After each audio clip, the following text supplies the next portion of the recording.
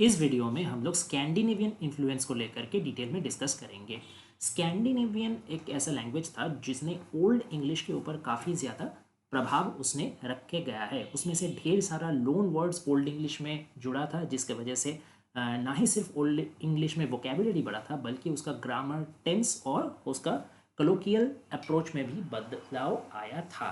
ठीक है, तो इस वीडियो में हम लोग डिटेल्स में डिस्कस करेंगे कि किस किस तरीके से वो इन्फ्लुएंस हुआ था और उसका एग्जाम्पल के साथ बढ़िया से समझेंगे। इसका पीडीएफ आपको मेरे टेलीग्राम चैनल में मिल जाएगा और टेलीग्राम चैनल का लिंक यूट्यूब चैनल के डिस्क्रिप्शन में मिल जाएगा, वहाँ से आप लोग क्लिक करके ज्वाइन हो सकते हैं। ओके, अब आइए वीडियो शुरू करते हैं।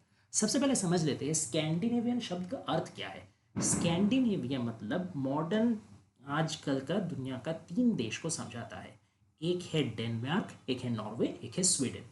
तो नॉर्वे, डेनमार्क, स्वीडन तीनों को एकत्रित तरीके से पहले स्कैंडिनेविया कहा जाता था और इस स्कैंडिनेविया में रहने वाले व्यक्तियों को स्कैंडिनेवियन कहा जाता था। इनको वाइकिंग के नाम से भी जाना जाता था, डेन का नाम से भी जाना जाता था और नॉर्स का नाम से भी जाना जाता था। तो ये सारा नाम आपको याद रखना जरूरी है। तो चाहे डेन कहे, चाहे नॉर्स कहे, चाहे वाइकिंग कहे, चाहे स्कैंडिनेवियन कहे, सब एक ही मतलब है, that is Norway, Denmark, Sweden के रहने वाले।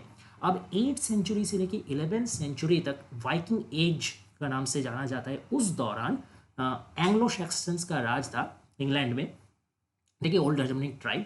तो उनके दौरान क्या हुआ था, ये 8th सेंचुरी से 11th सेंचुरी तक स्कैंडिनेवियन बहुत इन्वेशन करते थे। ठीक है, वो लोग बाई ट्रूप्स आते थे और यहाँ पे इन्वेट करते थे, अटैक करते थे, यहाँ पे सेटल होते थे। इसका वजह से क्या हुआ कि लगभग 200-300 सालों से लगातार उनका इन्वेशन और सेटलमेंट की वजह से उन लोगों का कल्चर के साथ ये एंग्लो सेक्शन कल्चर काफ़ी ज़्यादा घुल मिल गया और उन लोगों का वोकेबुलरी और लैंग्वेज से भी ओल्ड इंग्लिश लैंग्वेज काफ़ी ज़्यादा प्रभावित हो गया। ऐसा माना जाता है कि इंग्लिश में जितने भी कॉमन वर्ड्स है, ठीक है, common words in the sense जो डेली लाइफ में आम आदमी यूज़ करता है, ठीक है, आम शब्द, उसका लगभग 45% हिस्सा ये स्कैंडिनेवियन इन्फ्लुएंस का तहत से आया हुआ है। ठीक है, इसमें आपका फ्रेज आ जाता है, इडियम्स आ जाता है, वोकेबुलरी आ जाता है, यहाँ तक कि प्रोनाउंसिएशन में भी और वर्ड फॉर्मेशन में भी और टेंस मार्कर में भी स्कैंडिनेवियन इन्फ्लुएंस का प्रभाव दिखता है। ठीक है, अब आइए हम लोग पॉइंट बाय पॉइंट आलोचना करते हैं कि किस किस तरीके से ये मतलब इन प्रभाव पड़ा है एग्जाम्पल के साथ। सबसे पहले तो प्लेस नेम्स आ जाएगा, यानी जगह का नाम। काफ़ी ज़्यादा इंग्लैंड में जो जगह का नाम है उसमें आपको स्कैंडिनेवियन इन्फ्लुएंस दिख जाएगा। जैसे मैं आपको ये देखिए नीला कलर में जो भी मतलब सब हेडिंग है ना, वो आपको प्रॉपर उसका सफिक्स के बारे में बताएंगे। ठीक है, कि कौन सा सफिक्स लगा है स्कैंडिनेवियन इन्फ्लुएंस के चलते, और उसका एग्जाम्पल बाद में है। जैसे सबसे पहले आता है बाई, ठीक है, BY बाई। इसका स्कैंडिनेवियन भाषा में इसका अर्थ होता है टाउन या फिर फार्म। अब पूरा इंग्लैंड में 600 से भी ज़्यादा जगह का नाम है जो बाई से एंड होते हैं। जैसे एग्जाम्पल है ग्रिम्सबी, विड्सबी, डर्बी, रग्बी। ठीक है, हर चीज़ का आखिरी में देखिए BY लगा हुआ है। ठीक है, फिर ऐसे ही एक और सफिक्स है थॉट, जिसका मतलब होता है विलेज।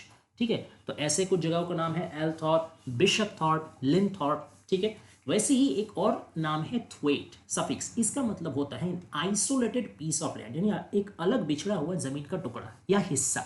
ठीक है, इस ये थ्वेट वाला नाम लगा हुआ है ऐसा जगह का नाम का उदाहरण है एप्पल थ्वेट, ब्रे थ्वेट, लैंग थ्वेट, एटसेट्रा एटसेट्रा। और आखिर में टॉफ्ट भी एक बहुत ही फेमस सफिक्स है। इसका मतलब होता है पीस ऑफ ग्राउंड, यानी जमीन का एक टुकड़ा। ठीक है, तो इसका नाम है, ऐसा जगह का नाम है ब्रिमटॉफ्ट, ईस्टॉफ्ट, नॉर्थॉफ्ट वगैरह वगैरह। ठीक है, तो ये हो गया आपका प्लेस नेम, ये सबसे ज़्यादा महत्वपूर्ण हिस्सा है।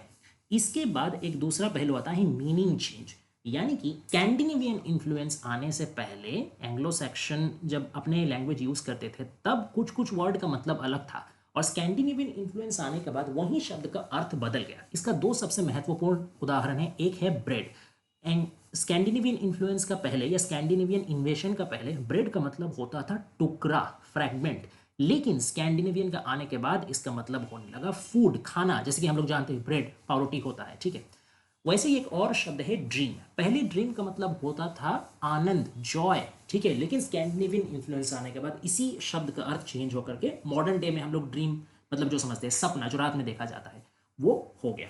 ठीक है, अब कुछ कुछ जो वर्ड्स है वो मैं आपको पार्ट्स ऑफ स्पीच के तहत भाग करके दिखाऊंगा। मतलब जैसे नाउन्स में क्या क्या नया शब्द आया, वर्ब्स में क्या क्या है, वैसे करके एक एक करके दिखाता हूँ। तो नाउन्स में सबसे पहले देखिए ये जितने भी वर्ड्स हैं ना, ठीक है, आपको सब चीज़ याद करने ही होगा, ऐसा कोई मैंडेटरी नहीं है। 5 मार्क्स का सवाल है तो आप उस हिसाब से अपना जितना आपको याद रहे उतना आप लिख लीजिएगा, उतना आप याद कर लीजिएगा। मैंने पूरा लिस्ट आपको जितना हो सके उतना दे दिया, ठीक है। जैसे नाउन्स में देखिए लोन, अब देखिए लोन वर्ड्स है ना, लोन वर्ड्स में से जो लोन है वो खुद एक स्कैंडिनेवियन इन्फ्लुएंस है, ठीक है। फिर sky, egg, law, leg, knife, window, skin, ऐसे ऐसे करके ढेर सारा है।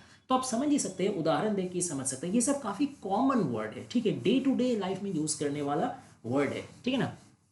इसके लिए एक कहावत भी है, क्योंकि कॉमन वर्ड इतना ज़्यादा स्कैंडिनेवियन इन्फ्लुएंस से आया है कि अगर स्कैंडिनेवियंस नहीं होते तो इंग्लिशमैन, यानी इंग्लिश यूके में रहने वाले या इंग्लैंड में रहने वाले, ना तो जी पाते, ना मर पाते, ना सुबह नाश्ता कर पाते, ना ही शादी कर पाते। ऐसा क्यों कहा गया है? क्योंकि आप देखिएगा बाद में जैसे आएगा एक एक करके वर्ब एडजेक्टिव, उसमें आपको दिखेगा लाइफ कह लीजिए या डाई कह लीजिए, ठीक है, एग कह लीजिए, ब्रेड कह लीजिए, ये सब चीज़ क्या है? स्कैंडिनेवियन। अब ना जी पाना ना मर पाना, क्यों? लाइफ और डेथ दोनों ही क्या है?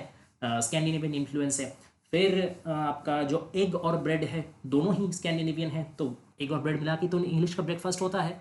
अच्छा, फिर हस्बैंड वर्ड जो है ये भी आपका स्कैंडिनेवियन है, तो मतलब ना तो आप शादी कर सकते हैं स्कैंडिनेवियन के बिना, ना जी सकते हैं, ना मर सकते हैं, ना ब्रेकफास्ट कर सकते हैं। ये जस्ट एक कहावत है, ये समझाने के लिए कि स्कैंडिनेवियन इन्फ्लुएंस कितना ज़्यादा अहमियत रखता है हम लोग की day to day common language में, ठीक है। फिर वर्ब्स में आपका आ जाएगा call, take, give, die, get, eat, crawl, ऐसे ऐसे करके वगैरह। तो आप जाहिर सा बात है समझ ही पा रहे हैं, काफ़ी कॉमन प्लेस वर्ड्स है, कॉमन वर्ड्स तो है लेकिन इंपॉर्टेंट भी है। ये सब नॉर्मल वर्ड्स के वगैरह आप अपना डेली कन्वर्सेशन सोच भी नहीं सकते, कल्पना भी नहीं कर सकते। एडजेक्टिव्स में जैसे आ जाएगा लूज, अगली, हैप्पी, लो, मीक, रॉटन, एटसेट्रा वगैरह।